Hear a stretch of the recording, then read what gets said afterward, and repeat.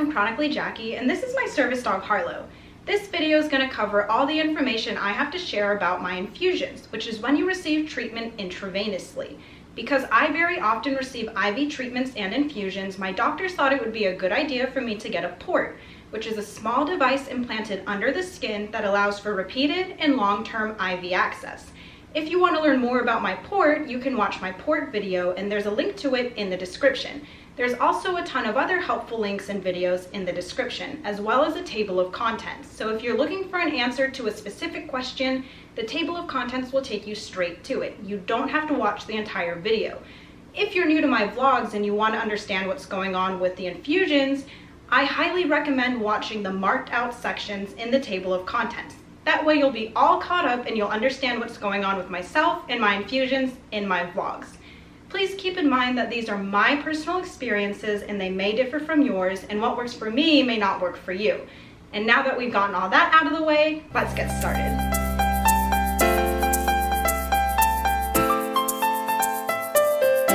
Why do I receive infusions? Well, they tend to make a positive impact on my health in general, but I mainly receive infusions for my postural orthostatic tachycardia syndrome, or POTS, and for my nutrition deficiencies due to my various gastrointestinal or GI disorders. POTS is a disorder in which my autonomic nervous system cannot regulate blood flow correctly. One of my GI disorders is called gastroparesis, in which I have delayed stomach emptying due to a partially paralyzed stomach. I also have malabsorption issues due to my Ehlers-Danlos syndrome, which is a connective tissue disease, and another GI disorder I have is something called median arcuate ligament syndrome, in which a ligament in my abdomen compresses my celiac artery and causes a slew of GI symptoms. You can learn more about these chronic illnesses in my chronic illness video, and there's a link in the description. So those are the main reasons I get infusions, but like I said, the infusions tend to make a positive impact on my health as a whole.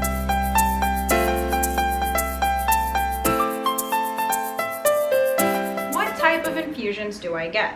For my POTS specifically, I get saline and lactated ringers. Saline acts as a neutral solution, and lactated ringers is basically saline with added electrolytes.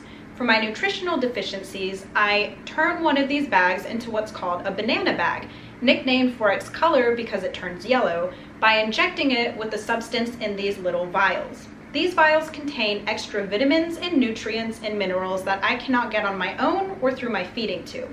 It does not matter which bag I inject with the vials because they're both compatible.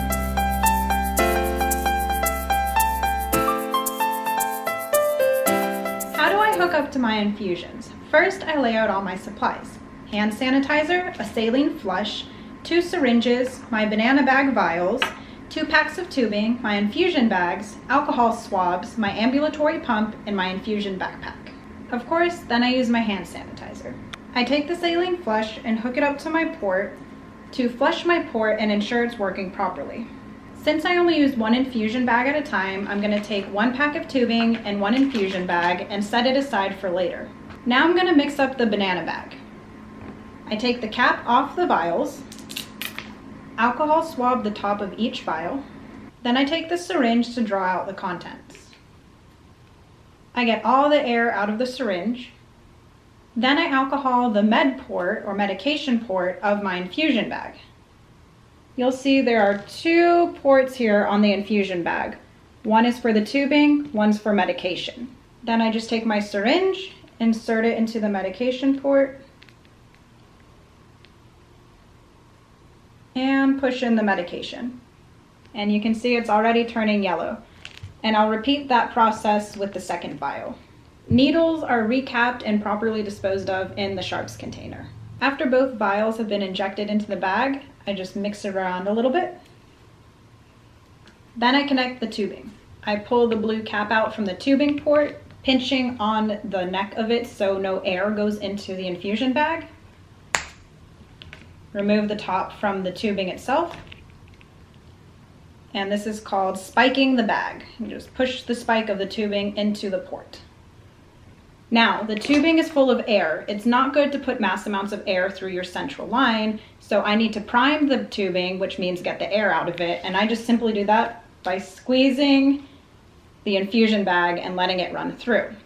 When it gets to the end, I just click the stopper off, And now the solution won't come out of the tubing unless it's connected to the pump and the pump is running. Now that the tubing is primed, I open the pump.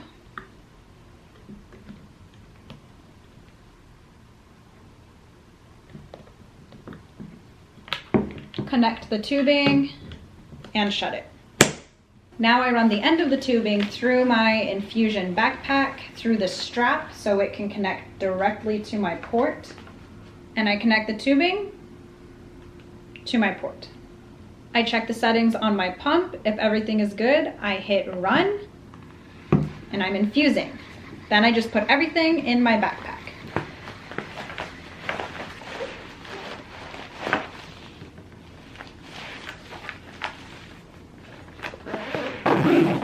And now I am free to infuse on the go. I have the option to spike this bag and pre-prime it so it's ready to go, but I make that decision based on what I'm doing that day and if it would be more convenient for me.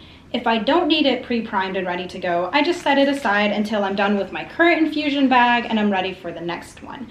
And that is how I mix my banana bags and I hook up to my infusions.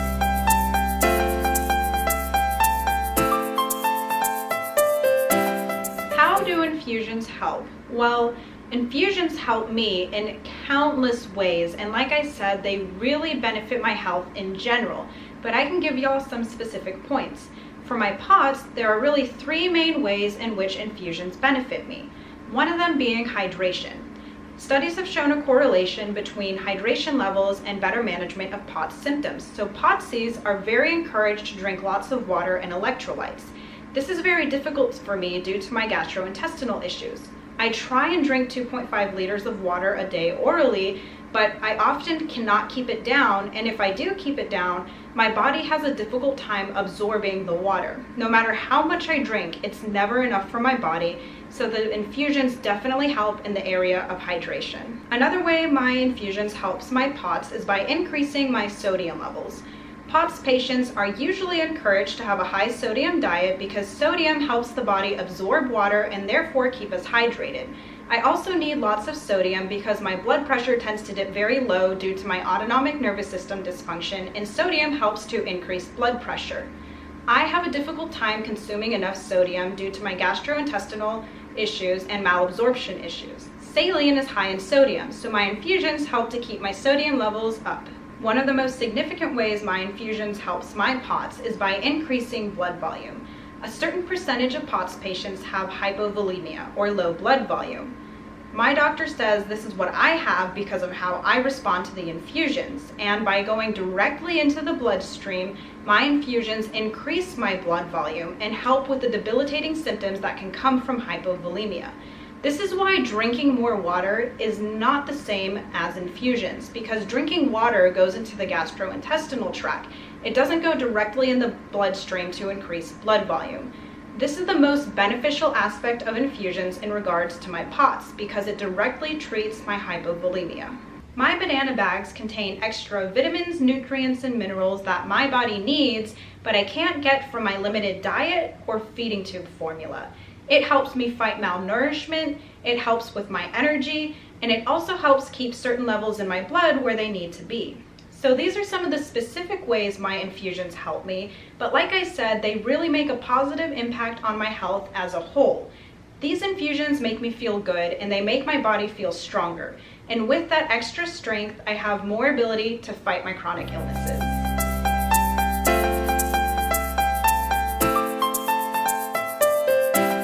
What did you try before infusions? Well, for my POTS specifically, I tried the usual 4 suggestions POTS patients are encouraged to do upon diagnosis: maintaining high levels of hydration, eating a high sodium diet, compression leggings, and exercise. Between my GI problems and malabsorption, I could not drink enough or eat enough food to maintain high levels of hydration and have a high sodium diet. No matter how much I drank or ate, my body couldn't absorb it, or I just couldn't tolerate it because of my GI symptoms. So those 2 suggestions weren't practical for me. Compression leggings were also not practical because they made me very hot, and it's already hot here in Florida. Heat is a big trigger for my syncope, so compression leggings were out also. Exercise was very difficult for me prior to my infusions because I was so severely symptomatic with my POTS that the slightest activity would cause me to faint. I was very exercise intolerant. So those 4 suggestions wouldn't work for me because of how my POTS presented in myself. I also trialed many different oral medications before going to infusions, but the medications alone just weren't enough to help me reach the quality of life that I needed. I trialed all this for about 6 months after diagnosis, and at that time my doctor and I agreed we had exhausted every other option and it was time to try the next step, which were infusions. I started infusions in October of 2016, and it was a big choice because long-term infusions means you need long-term IV access, and that usually means that a central line has to be placed. Central lines, such as my port, have huge risks. And that's why I tried so many other treatment options for my POTS before going to infusions. Some people can rely on peripheral IVs long term, which is great, but I personally could not because after a few months, my veins were building up scar tissue, they were becoming ridiculously difficult to access, and they kept giving out on us. So that is why my doctor and I decided to move to a central line, and we chose a port, despite the huge, potentially life-threatening risks. And you can learn more about the benefits and risks of central lines in my port video, and there's a link in the description. Although there are a lot of risks entailed with central lines, my doctor and I agreed it was the best for my treatment plan because the benefits outweighed the risks. This is definitely something to discuss with your doctor because remember, everybody is different. For my banana bags, it wasn't really a matter of trying anything else first. I was in a state of chronic malnourishment due to my gastrointestinal issues, and my body was literally wasting away. I was in and out of hospitals with complications, and my doctor decided to prescribe me banana bags to hold me over until I was able to get my feeding tube. After my feeding tube was placed, we decided to continue with the banana bags because they were so beneficial in giving me some extra nutrition, minerals, and vitamins that I didn't get from my feeding tube formula.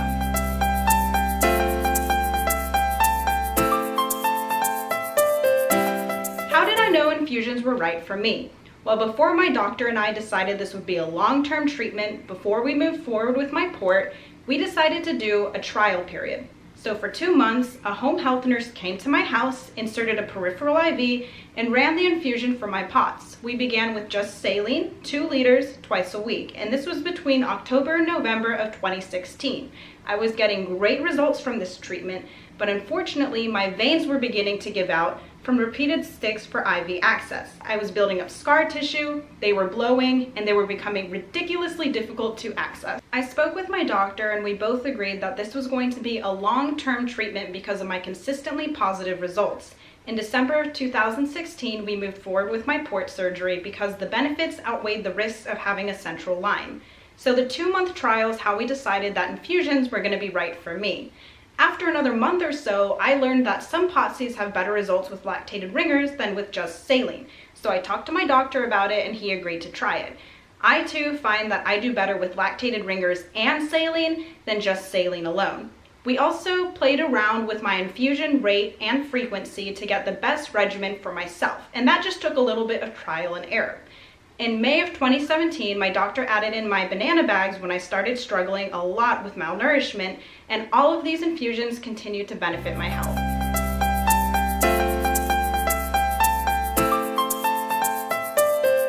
What is my infusion regimen? Well, it can vary based on my symptoms and needs. Every patient is individual for what their ideal infusion speed and frequency will be, and it can vary over time. I usually do 1 liter of saline and 1 liter of lactated ringers 3 times a week, one of them being made into a banana bag. But like I said, it can change based on my symptoms and needs. At my worst, I'm on continuous fluids, and if I'm feeling better, I may need them less. Basically, we run my saline, lactated ringers, and banana bags based on my needs. And it did take me a while in trial and error to find that baseline regimen of a lactated ringer bag, a saline bag, one of them made into a banana bag 3 times a week. I also have to infuse my bags very slowly because my autonomic nervous system cannot handle a quick influx of fluids. If I infuse something too quickly, I'll actually begin to feel dizzy, nauseous, weak, and just terrible.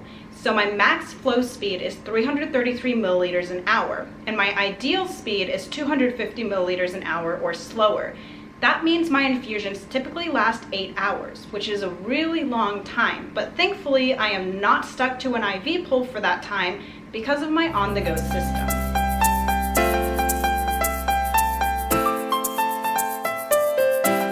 What is my on-the-go system? Well, I can infuse on the go anywhere I need to at any time because I have an on-the-go system.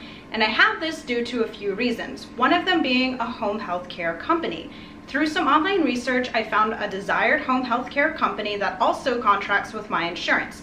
My doctor then faxed that home health care company a script for my infusions and any other necessary supplies.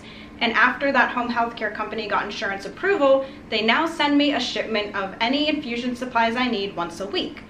They also set up a teach and train session with one of their nurses when I first started out with them. The nurse came to my home and taught me how to run my infusions and do my own infusion and IV treatments, which is wonderful because now I can give myself my infusions whenever I need to and I don't have to rely on a nurse to come and do it for me. I love having the ultimate freedom and flexibility over my care. Another reason I have an on-the-go system is an ambulatory pump. It's a small pump that's battery operated and doesn't need to be attached to an IV pole or depend on gravity drip. As you can see, mine is very quiet and its maker is Curlin. I have the ability to alter certain settings on my pump, such as flow speed and amount to be infused. I found that it's very convenient for me to have the code to change these settings, but that's because my doctor and home health care company are okay with me having that code. Some doctors and some home health care companies are not okay with patients having the code to change these settings, so you just need to talk to your doctor and your company to see what's going to work best for your treatment plan. But for me, I love having the code to change the settings when needed. This pump is small, it's lightweight, fits perfectly in the backpack, and it's a big part in why I'm able to have an on-the-go system. Another reason I have an on-the-go system is due to my central line, which is a port. My home healthcare company would not let me use an ambulatory pump, or any pump for that matter, until I had a central line. They didn't want me to use one with peripheral IVs. It may differ from company to company, but this was my company's policy, so once I got my port, I was able to start using the ambulatory pump and start infusing on the go. My home healthcare company also siphons all of the air out of my infusion bags. To keep them sterile after this process, I have to store them in the refrigerator. Putting mass amounts of air through your central line is not good. And since I'm on the go, my infusion bags don't hang from IV poles to keep the air in one place. That's why all of the air must be siphoned out of the bag so no air goes through the tubing and sets off the air alarm on my infusion pump. Another part of my on-the-go system is a backpack. My home healthcare company did provide me an infusion on-the-go backpack, but it was plain black and not very stylish. So I like to use my own backpacks. One of my favorites to use are backpacks from a company called Vibration. They make hydration backpacks, and my favorite feature is that I can run my tubing through the strap and connect it directly to my port, so I'm no longer getting tangled. You can run the tubing through either strap, and there are zippers on the strap to make it easier to run the tubing through. In the main compartment, I have the infusion bag in this pouch, and my pump sits at the bottom. In the other compartments, there's room for wallets, keys, inhalers, medications, saline flushes, heparin flushes, whatever you may need. This is a very practical backpack. It's large enough to hold all of the items I need. And again, I love the option to run my tubing through the strap because it's just so utterly convenient. The backpack is not too bulky. It's the perfect size to accommodate my infusion supplies and whatever else I may need. Before all of this, I was relying on an IV pole with gravity drip 8 hours at a time for my infusions, which is crazy. Now with my on-the-go system, things are much more convenient. To get your own on-the-go system, it's really just about talking with your doctor, your home healthcare company, and your insurance company. I spent a lot of time on the phone advocating for myself, and eventually everything worked out in the end. Infusion centers are an option, and they're a great option for some people, but for me personally, they just weren't practical. One reason being that my infusions last about 8 hours, which is a long time to be at an infusion center. Also, if I was going to an infusion center, I wouldn't have as much flexibility to alter my infusion regimen based on my needs, which is something that I've found has helped me a lot, especially during flare-ups of symptoms. Also, my health is very unpredictable. If I'm having a bad health day, I wouldn't be able to make it to an infusion center to get my treatment, so I'm at a high risk of missing treatments if I can't get them in my own home. That's why my doctor and I worked hard to set up home health, and with my on-the-go system, my infusions are very practical and they're helping me improve my quality of life.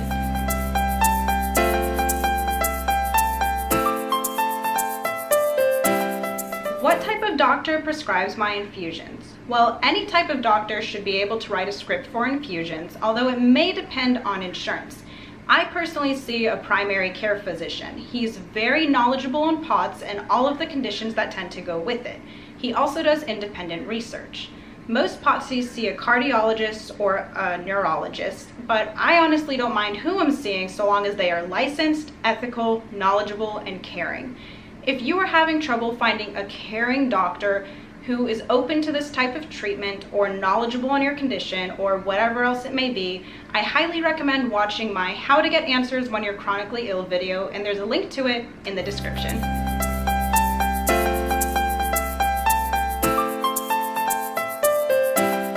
How do you bring up infusions with your doctor? Well, honestly, there's no special way to ask. You just do it, because what it comes down to is your doctor themselves, not how you present the question. You need to have an open-minded, knowledgeable doctor who's willing to pursue this type of treatment. But I do have some suggestions that may help your case. Make sure you know how to answer your doctor if they ask you, how do infusions help? Bring in articles to support yourself.